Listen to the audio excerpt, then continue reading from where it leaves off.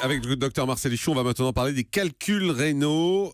Qu'est-ce que c'est d'abord qu'un calcul rénal ? C'est un petit caillou qui se forme parce qu'on a des sels minéraux dans notre alimentation qui peuvent précipiter au moment où ils sont filtrés par l'urine et se concrétiser en petits cailloux. On peut pas. Mais c'est dur comme du caillou ? C'est dur comme du caillou. C'est une pierre.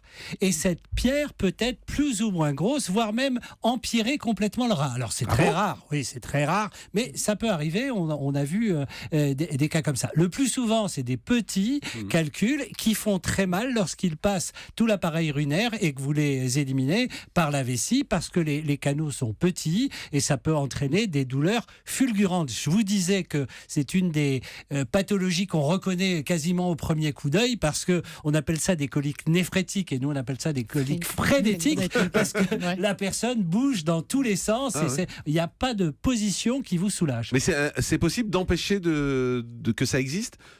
Alors, empêcher que ça existe... Non, il n'y a pas de produit qui permet d'empêcher que ça naisse, que ça apparaisse. Il y a surtout des régimes, parce que des catégories de sels minéraux, il y en a plusieurs. Il y a essentiellement les oxalates de calcium. Donc le calcium, on le trouve dans les protéines animales, on le trouve dans les produits laitiers, on le trouve dans un certain nombre... ça fait beaucoup quand même, protéines animales, produits laitiers. Oui. Mais je vais vous expliquer comment on peut justement éviter. Après, vous avez les oxalates, l'acide urique que vous connaissez, qui donne la goutte, et donc il faut adapter son régime en fonction de ça. Mais il y a deux choses qu'on peut faire très simplement. D'abord, c'est boire au moins 2 litres d'eau par jour. C'est simple, ça dilue, puisque ça se concrétise quand la concentration est trop forte, il faut diluer, et pour diluer, il n'y a rien de mieux que de l'eau. Donc on vous répète, c'est ce que disait François Sorel, toujours les mêmes choses, boire beaucoup, faire de l'exercice physique, ne pas fumer et avoir une alimentation équilibrée. Mais il n'y a pas de sels minéraux dans l'eau ? Si, il y a des sels minéraux. Et ça ne provoque pas... Non, parce que ce ne sont pas forcément les mêmes. Et de toute façon, la quantité d'eau dilue quel que soit le produit en question. Comment on se rend compte qu'on a ça ? C'est juste la douleur ? Ou on peut en avoir qui ne font pas mal ? Alors, on peut en avoir qui ne font pas mal, qui peuvent déclencher ce qu'on appelle des hématuries, c'est-à-dire du sang quand vous urinez.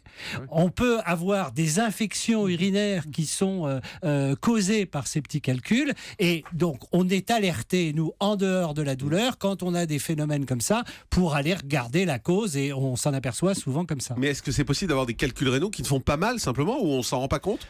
Si, c'est possible d'en avoir qui ne font pas mal, surtout s'ils ne migrent pas, ils peuvent parfois rester fixés, mais les conséquences et les complications peuvent être assez importantes. Il peut y avoir des blocages complètement de l'urine, et auquel cas il faut vraiment intervenir.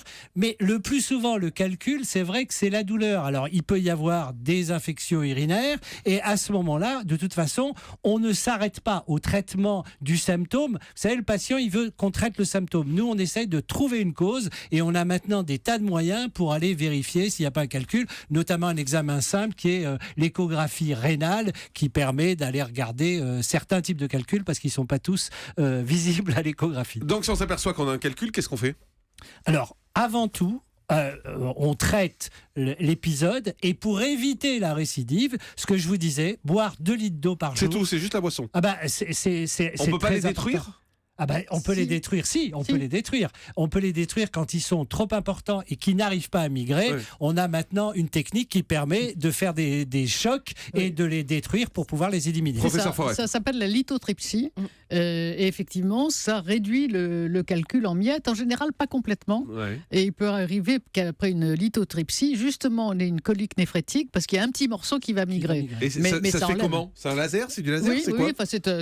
Vous êtes dans une espèce de machine. Ouais. Et sous contrôle, les urologues qui font ça, ciblent le calcul. Et le calcul est réduit en fait. Ça envoie des vibrations qui font des microchocs qui font que ça peut être éliminé. Et parfois, on est obligé d'aller jusqu'à la chirurgie. Parce que on ouvre carrément. On ouvre carrément pour aller chercher le calcul parce qu'il n'y a pas d'autre moyen. Alors, soit on le fait par utéroscopie, soit on le fait par chirurgie classique. C'est plus rare. Est-ce qu'il faut surveiller régulièrement ces calculs ? Les gens qui ont souffert, je peux vous dire qu'ils surveillent parce qu'ils s'en rappellent en général. Et les traitements, on va jusqu'à la morphine pour calmer une crise de colique néphrétique parce que c'est extrêmement douloureux. C'est une des douleurs les plus intenses. Ouais. Alors, on s'alarme, ça il faut quand même le dire, on s'alarme si vous avez en même temps ces symptômes et de la fièvre. Là, attention, parce que l'infection peut non seulement passer dans l'urine, mais passer dans le sang et donner ce qu'on appelle une septicémie, qui est une maladie extrêmement importante. Ça fait partie des choses héréditaires ou ça n'a rien à voir? Alors, ce dont on s'aperçoit, c'est qu'il y a plus d'hommes qui ont, c'est paradoxal, mais qui ont des calculs, peut-être par leur alimentation. Il y a plus de femmes qui ont des infections urinaires. Ils boivent moins, docteur? Ils boivent moins, je pense, oui.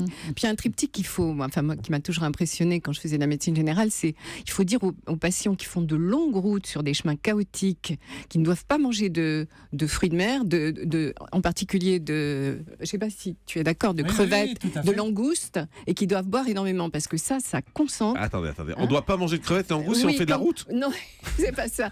C'est-à-dire que ce sont 3 facteurs qui peuvent s'associer pour déclencher une crise, alors qu'on ne savait pas qu'on avait un calcul. Et ça, c'est quelque chose qui arrive souvent. Mais quel rapport mais pourquoi les crevettes? Mais parce que c'est plein d'acides. Oui, c'est plein de sels minéraux qui peuvent se d'acides. concrétiser et donner des calculs. Ah bah ça, j'ai jamais entendu ça de ma vie alors. Ça se fait souvent dans les pays où on mange beaucoup de crevettes et de langoustes, et que justement mais nous on n'en mange s'en pas, gave. On est mal payé. C'est ça. Pas de crevettes et pas de langoustes avant de faire et de longs trajets en voiture sur des chemins chaotiques. Donc ça, c'est vraiment des facteurs déclenchants de la crise. Souvent, c'est arrivé.